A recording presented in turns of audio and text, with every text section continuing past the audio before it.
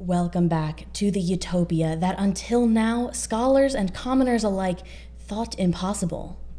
But we have made possible. Thomas More couldn't have imagined this. No, he could not.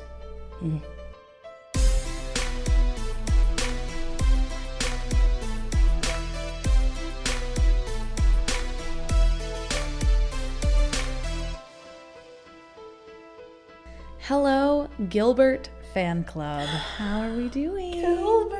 Gilbert. Go to the next viewing area. Our sweet little frog friend. Our sweet little frog friend, yeah. We haven't seen him again. No, because you, terrorized him. Since that fateful night.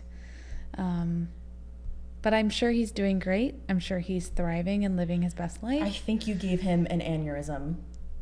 Probably. Yeah. My high five was very intimidating. My high finger, I should say. When I said, hey, don't scare him, and you said, I'm not scaring him, I'm giving him a high five, and then he launched himself. Immediately was scared away. If you don't know what we're talking about, that's your fault. Yeah. And you clearly need to follow us on TikTok. That's all I'm saying. That's even more of a hint than I would have given. I would have just said, do better, be better. Well, yes, obviously. Get better soon. I will say that was completely authentic. That was one of the craziest moments I've ever shared with Rachel. Never has something that is authentic seemed less authentic. Yes. Than when you said that was completely authentic. Well, okay, I guess but it that's was, fair. And Maddie, I've said it before that night, and I'll say it again. I don't know what came over you, but it was some of your best commentary work I've ever seen in any situation. I didn't even drink. That's not true. Did I? Oh, I did had two small cocktails. While you were eating over the course of a couple hours. It basically it did not feel as if I had a single drink. Let's put it that way. So I feel like it was at that point it was the equivalent of having a couple sips. Yeah. Yeah. So Gilbert. So Gilbert, he's just a gem. He's a one of a kind chap. And it's a sad day that I haven't seen Gilbert again. I felt like I was a little bit of a fangirl, and he hated me for it. You have no one to blame but yourself. I really don't. It was my fault. So while I may be here apologizing for my horrendous, or I guess scarring of Gilbert, I would also like to apologize on Rachel's behalf. Because we need to do 8-second apologies, and Rachel, yes, there are things we must apologize for. Like animal abuse. So, I would like to apologize for Rachel basically telling us a 30-minute story about flaming rocks. Yeah. I would also like to apologize for Rachel harassing me for being too nice. And I would also like to apologize for Rachel lasting the entire episode without ever referencing Sean Kingston's smash hit, Fire Burning. Oh. I kept waiting for it to come up. Because that, let me tell you, that's a freaking bop. She's speechless because Maddie, I got her there. Maddie, you're going to make me cry. That was the first ever valid apology of something I did wrong. Hold on. This episode is going to go down in history solely because Rachel has finally admitted that she must apologize for something. I've left her speechless. How did I miss this? So, yes, I am very sorry that Rachel let you down. Guys, she's tearing up. It's okay. It's not okay. It's not okay. I'm not good with people when they're crying. I don't know what to do. I usually just kind of do a little, this thing from SNL. Well, here's the thing. I can cry on command. But here's the other thing. I can't stop crying on command. Yikes. This is going to be a sad episode. So, it's not actually crying. I can just force tears out of my eyes. So. That's somewhat concerning. Why? I don't know. Now I don't know if you're really authentic. I'm not. Ever. Okay. Well, honesty is the best policy, I guess. There are currently tears coming out of my eyes, and I can't stop them, but... I'll give you a minute. Thank you. The power of Sean Kingston. In the meantime, Maddie, how are you doing? I am great. I am so good. Shawty's fire burning on the dance floor. Whoa. Don't do that to me. I have betrayed music as a whole. Culture. Humanity. As a whole. This feels God. This feels like a war crime. It's a bit. I mean, honestly, this is one of your most egregious crimes in all of Hyperfocus history. Not only I didn't violate the Treaty of Paris, but maybe the Geneva Convention. Yikes! Yes, that's the new rule. Yeah. The Geneva Convention. If you don't make an accurate song reference for every episode, in every episode, if there's not at least one appropriate song reference, put it in the jar. I hope you're ready to live up to that in this episode. Oh, I am. But I'm glad you're doing well. Thanks. So, do you want to know where we're going today? Every time I ask you how you're doing, and you never ask me how I'm doing when I have something I want to say. Okay, Rachel, how are you doing? I'm doing great. Actually, no, how are you doing? What? How are you doing? I'm good. Why'd you ask it twice? Because I just thought you were going to bring up a new special someone in your life. Don't make it sound like I'm getting married. She's not. We don't believe in matrimony. I'm kidding. Do what you want. It's your life. But, Raquel. Yeah. Is it time to introduce your friend? I think, well, she's asleep, I think. I was going to show her on the video, but maybe by the end of this, she'll be ready. She wakes up, but she might not. It's okay. That's probably better if she doesn't. To be fair, yes. But I got a puppy. And I love her, and she's like kind of just beyond the camera. So if it looks like I'm trying to look at the camera, she's not looking at you. I'm looking at my little sleeping puppy. She's so cute, guys. She's so adorable. Nice to have two puppies in the house. I'm not kidding. I can't believe they get along. I can't either. They're neither of these dogs get along with anyone. These dogs hate other people, other dogs, other like inanimate objects. My dog, I just got her less than a week ago. She's a rescue, and she's terrified of everything currently, except for me and Maddie and Maddie's dog. Which is ironic, because my dog hates every dog, and every dog hates him. He's not exactly like warm and fuzzy and like no. Like he doesn't give you good vibes. He gives you like you hate me and slightly want to kill me vibes. Yeah. But they're best friends. Yeah. Borderline bonded pair, which could become a problem. Yes. But we will cross that bridge when we get there. Yeah. But so anyway, that's Maisie. So we will be seeing Maisie potentially today, this episode, this morning. Or as I like to call her, the marvelous Mrs. Maisie. Maybe I'll start calling her Midge. We'll see. That's a cute one. A new name in the name pool. Oh, it took me so long to settle on Maisie. We've been going back and forth for a few days. So long. But Midge can be a nickname for Maisie. Yes, it can. I think so. Like Midge is a nickname for Miriam on the show, but whatever. I love it. Everyone watch Marvelous Mrs. Maisel. It's one of the best shows ever. Anyway, maybe you have a good story for us too. Oh, I do. Okay. Well, let's see. And I'm excited to hear your song reference. I'm going to start this off with my song reference. Oh. We are going... Oh, did you already have this prepared and this was all part of your plan? Oh, it so was. So you knew you were prepared and you wouldn't have to put $1 in. It wasn't something you would miss. I knew this. We're going back to the USSR. Just kidding, because we're going back to Russia. We're actually going farther than that, because we're going to... We do a lot of stuff in Russia. I know, it just happens.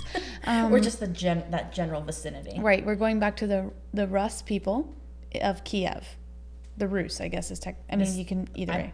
I don't know. Rus, potato. I feel like you should know this. Everybody pronounces it differently. Okay, sure. So the Rus people eventually become Russia.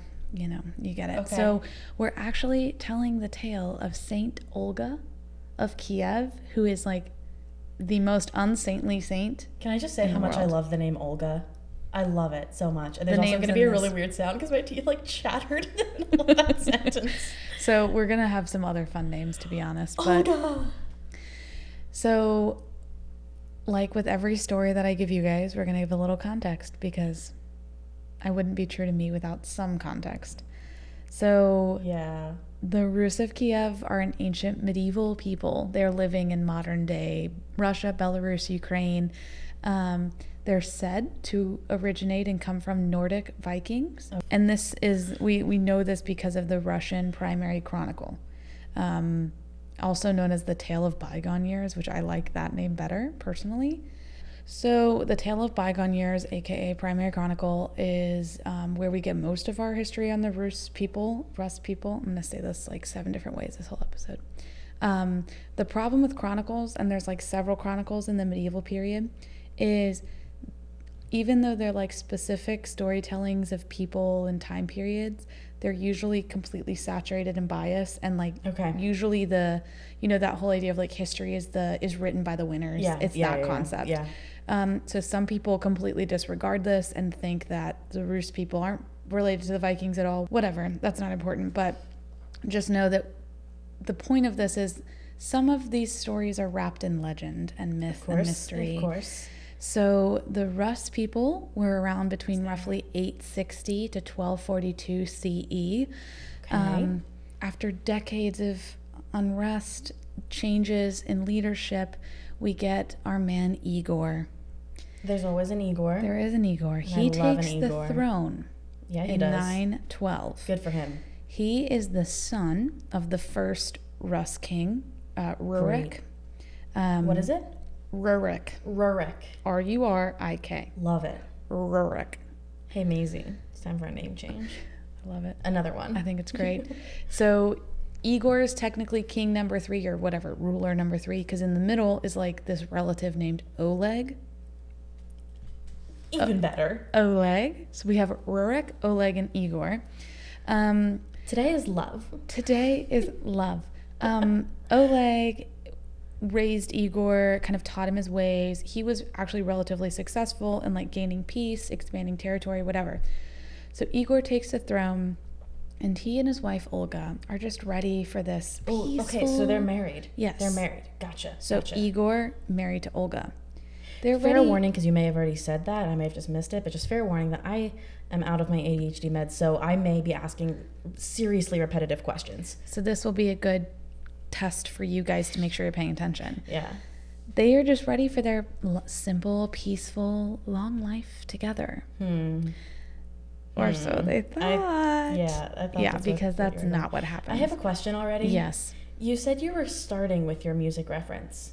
Yeah, back in the USSR. We're going back to the USSR. Yep. You did say that. I'm sure I'll bring in more, but that's a good one to start off with. I was just like, yeah, we are. We're back in Russia. Whoosh, completely over her head. I blame the lack of amphetamines. I think that that's a fair thing to blame. I'm just going to be honest here. Okay.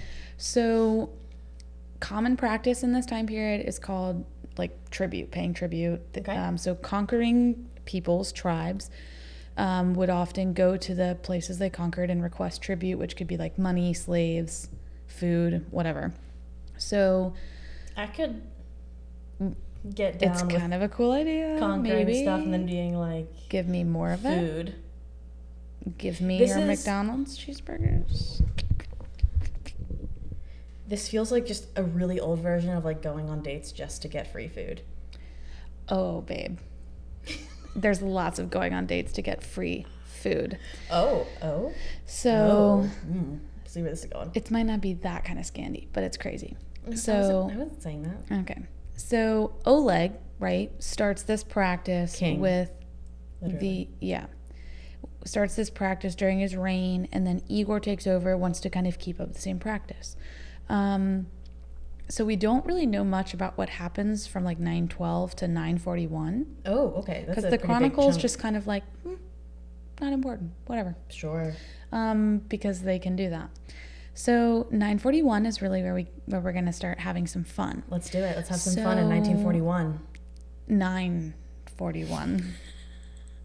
Yes. I did write that several times in my notes, like habitually just being like 1941, because I'm not often typing about things that happened in the 941 10th century. But here we are. So 941. Yeah. Oleg previously had created this peace treaty with the Byzantines. Okay. They're not quite the full-fledged empire that we'll learn about later, or maybe you will learn about later. I'm not teaching you that. Jeez, I sounded like a teacher there. But Igor is getting a little like sketched out by the peace treaty. He's a little sus, and he decides, you know what I'm going to do?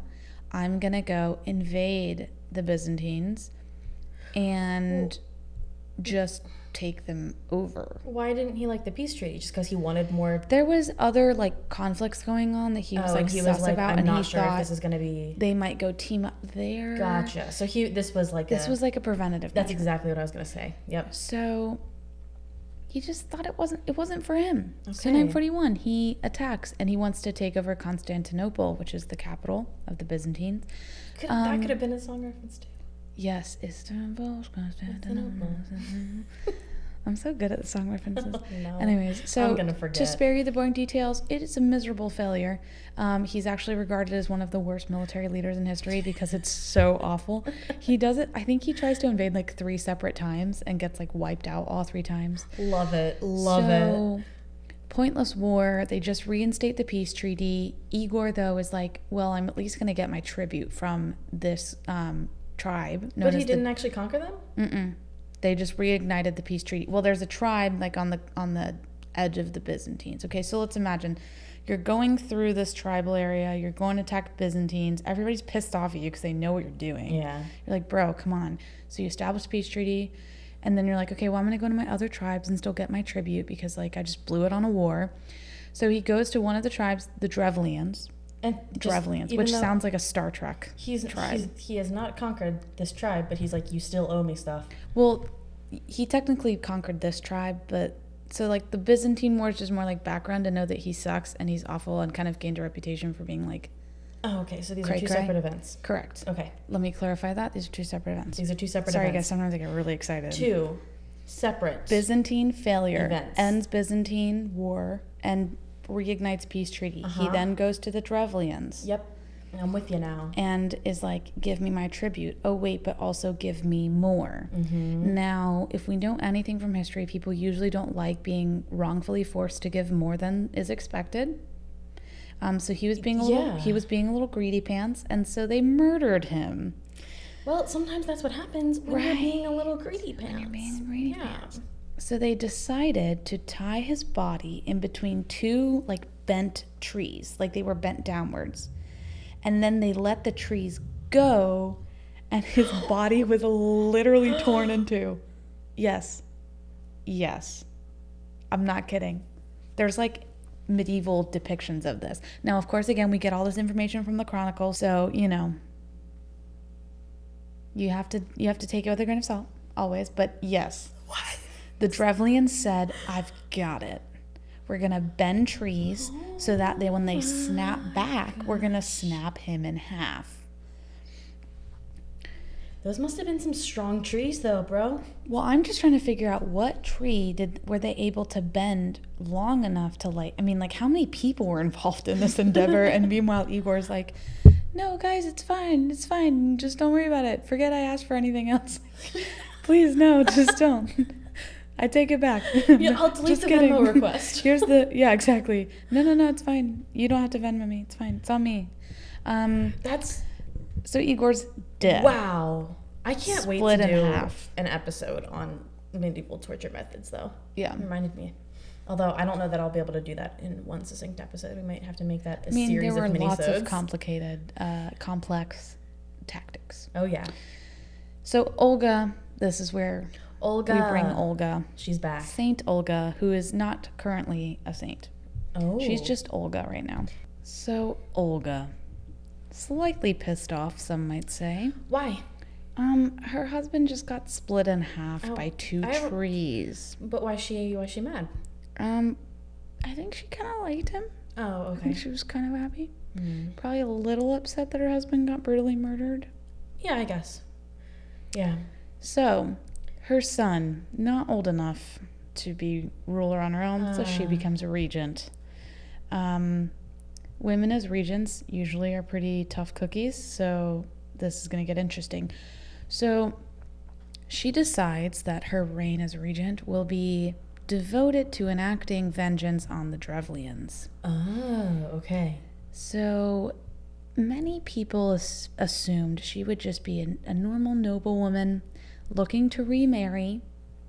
Most likely, for some reason, they all thought she was going to marry Prince Mal of the Drevlians, which is like, yes. Oh. Did we think that she was going to marry the prince of the people who murdered her husband? To be fair, he did wrong them first. Right. So again, it could have been things are even now. Right. It was an obvious choice because there was also some sort of like power dynamic that was like, could be an advantageous marriage. So Olga was not keen on this idea. Not a big fan of marrying the murderer of her husband. Yeah. So anyways, Olga is now regent. And now would you like to explain what a regent is? Oh, yeah. Yeah, a regent is essentially like a placeholder for the king and or queen, most likely king, sorry. Just deal with it. It's history. Yeah. Trust me, I hate it too. But who would rule on behalf of like the king or some, heir to the throne until they're at a certain age where they can actually rule. Like a lot of times, there's so many times in history where you'd have like a 12-month-old baby, a year-old baby or something, and it's like, you cannot be the king. So sometimes it would be like different bishops, or like you could have cardinals or other noblemen, but a lot of times it would be the moms. Catherine de Medici is one of my favorite regents ever. She was regent in France. She's pretty cool. But anyways, so Olga's regent. She's basically ruling on behalf of her son while we wait for her son to be old enough. So this power somewhat goes to her head, in the best of ways. Oh, okay. So the Drevlians send representatives to Kiev to basically negotiate a marriage alliance. Naturally, they're like, come on, you want to marry Prince Mal? Olga says, you know what? I would really like you just go wait in your boats. Let me sleep on it. Oh, no. And then I'll get back to you in the morning. And I'm like, great. Sounds great, Olga. Take your time. What did she do? So while they're asleep in their boats... Did she light them on fire? Oh, just wait. Okay. Olga commands her, servants or whatever, to dig a trench. Okay. And then puts the people in the boat in the trench. Like she has the boat moved into the trench, covers it up, and buries them alive. How? That must have been just like a really deep trench. Yeah. Or small boats. Or both. Probably both. And then, but it's deep enough that they can't climb up the sides. They're probably just like, I don't think that, to get to Kiev, I think you just go through like the Caspian Sea. I don't think that it's like that big of like they're not taking a cruise ship. Right. It's probably like some sort of like small river boat. Right. Like Viking river cruise-esque. Maybe. Still, you have to dig a deep enough trench that when they wake up, when they're being buried alive. It was a dig trench. I love a dig trench. It was a big trench. Yeah. Buries them alive. So sure. Yep. This news, that's how you deal with unwanted attention. This news is not delivered back to the Drevlians yet. And Prince Mal didn't know. So Olga sends word to Mal and says, listen, the only way I'm going to marry you is if you send me this like fancy caravan of wise men and like extravagant gifts and parades to escort me from Kiev to the Drevlian capital or whatever. So Mal's like, dude, yes, I'm getting a sexy new bride. Heck to the yeah, we're getting a bigger kingdom. We're taking the Rus. Let's freaking do this. Let's do this. Let's do it. This caravan travels to Kiev. And Olga invites them, come in, relax, wash up. Go take a bath. Go clean up. Let's get ready for dinner. So they all skedaddle into the bathhouse. She locks them in and lights them on fire. And they are all burned alive. I just guessed the lighting them on fire a little too soon. Right, that's the second part. So currently, scoreboard update for those of you not keeping track. Olga 2, Drevlians 0. My goodness. So at this point, nearly all of like Drevlian high-class noble people have been murdered. But the Drevlians do not know this. They just think they're over there with Olga. Because she's down with the Drevlians. Right. She's just chilling with them because we keep sending her people and stuff. Right. Yeah. So Olga sends more correspondence and says, I'm coming to the Drevlian capital of Iskorostan. This is where her husband was murdered. This is literally the town where her husband was murdered. Ooh. And she's doing what there? She's just going there to have a feast. Okay. Sorry. She wants to have a funeral. She wants to have a funeral feast to like say goodbye to her husband, so that way she can move on to her next marriage. So she's like, guys, I'm coming. Let's get this feast ready. So the Drevlians are like, dude, let's freaking celebrate. Like, this is amazing. So they have this feast. I'm sorry, that one's on them. The Drevlians, they should have seen this coming. Specifically, the Drevlian soldiers get a little too rowdy. And Olga has her army slay about 5,000 drunken Drevlians. 5,000? 5,000. So Olga 3. Maddie hates me. Drevlians 0. Yep. Then to just round it all out, she decides we're going to lay siege to the city. Sure. Burn it to basically ashes. Yeah. And then no more Drevlians, really. So there's that for revenge. So scoreboard, Olga 4, Drevlians, so they're just like zilch. So they're just kind of like gone. Great. So the way we deal with conflict as humans, summed up right here. So basically desecrated the Drevlians, enacted one of the most badass multi-step revenge plots in history. I mean, I love it. I love it. But by the end, I'm like, this seems excessive. Only then to become a saint in not one, but two churches. How did she become a saint? Let me tell you. So how did she become a saint? That's literally a prompt in my notes.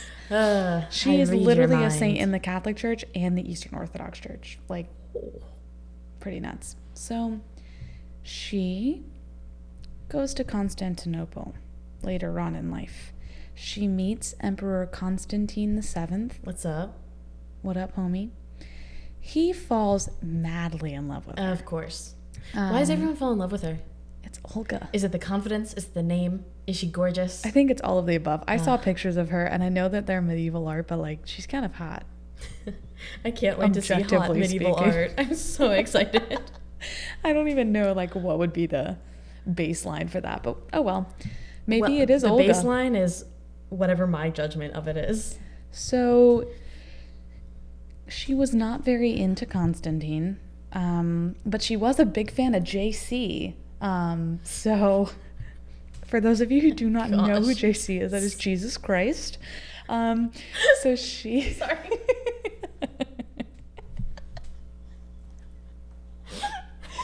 Not into Constantine, but into the JC. I'm sorry, that was really funny. So she converts to Christianity on that trip. And she's actually considered the first like ruler to adopt Christianity in Russia. Oh, interesting. And she starts this conversion effort. Doesn't really work. They don't really convert until I think it's a Vladimir at some point down the road. Usually, yeah. I really feel confident of Vladimir, but I don't remember. Bet. But it wasn't until later that... I'm sorry, Maisie just had the cutest stretch. I love you, Maisie. Years later is when Russia converts and like adopts the Eastern Orthodox religion, but that's what she literally becomes a saint for just becoming a Christian. Just for converting. Yes. And like initiating Christianity in Russia. So she didn't... That makes more sense, but she's like... murder, but slaughter. She converted and changed her ways. She literally had the title. Did she change her ways? Her title was Apostolos, which means equal to the apostles from the Catholic Church.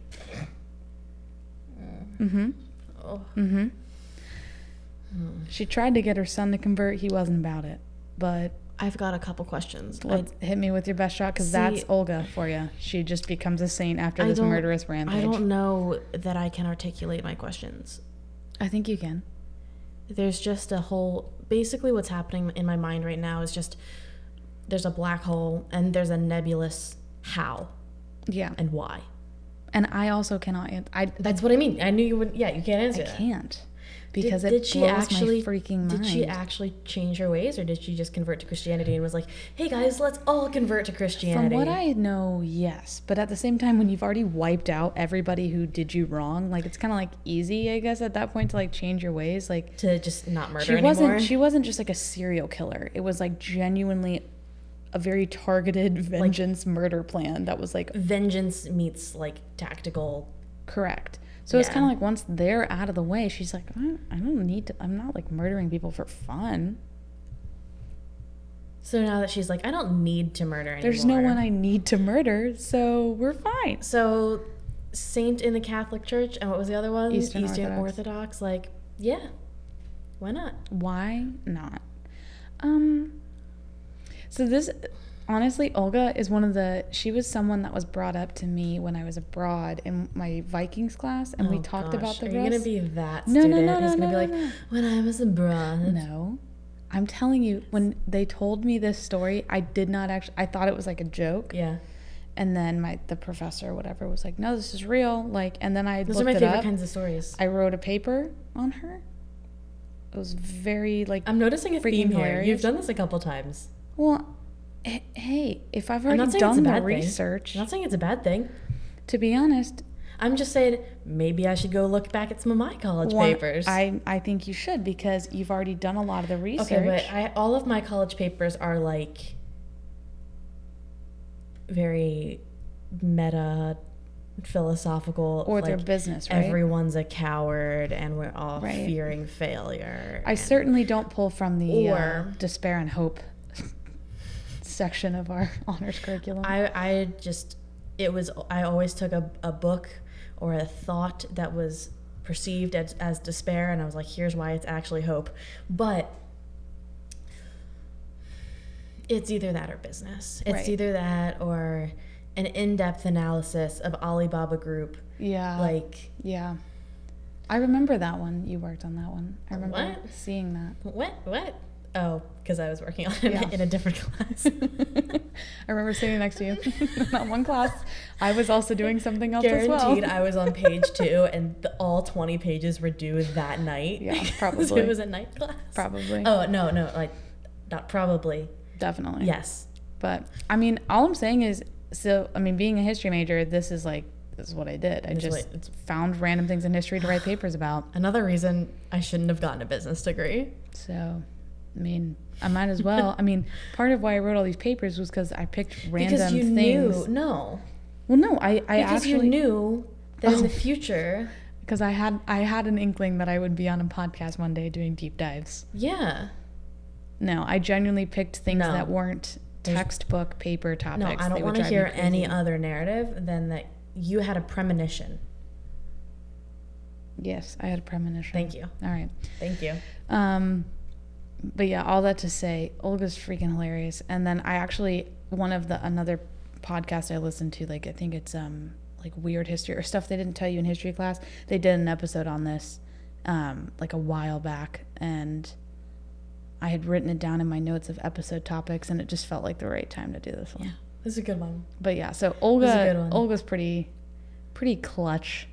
I just love how she literally continued to manipulate Prince Mao and be like, no, I'm totally marrying you. Just don't ask questions as to why you're slowly losing people in your population.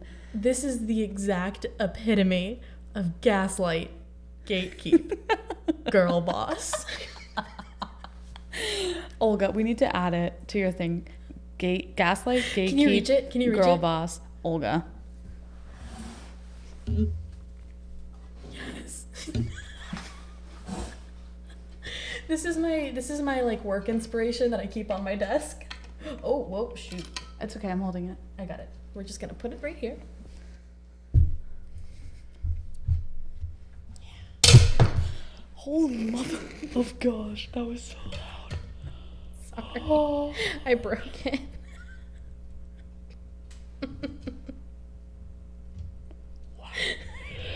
I think I broke it. You really did. You really broke it. She broke it. Oh. No. Let's just put this back. She like actually broke the living out of us. I hell did you do? You keep breaking. I like Hulk ripped it. Dude, Hulk freaking smash. All right. How did that happen? So now that's done. I gaslight keep girl bossed. That's one way to put that. So anyways, yeah. Olga with a score of 4-0. I Olga'd it. Kicks butt. Yeah, you Olga'd it. I Olga'd that. That's gonna become definitely a new expression. Whiteboard that my mom got me. For you my Olga'd it. Sorry, Mom. She got me some like decor and stuff. That I just ripped that thing in half. Did you say decor? Yeah. What do I say? Decor. I may have said decor. I say decor. Both are correct. I just feel like I say both. Decor so threw me off. Decor? Not decor. Decor or decor. I don't even know what I say anymore. I say both, but like I also say either and either, and I say data and data. All I'm saying is, recording at night, you get the punchiest sides of us, and I hope you love it as much as we do. So moral of the story is, if you ever have to enact vengeance, just do it, then convert, and then you'll become Sapostolos. All your sins will be forgiven, because and you can be a saint. That's how that works, I guess. Churches. I don't know. Oh. But yeah, so that is the story of Saint Thank Olga you. in a very condensed way. Thanks. Anytime.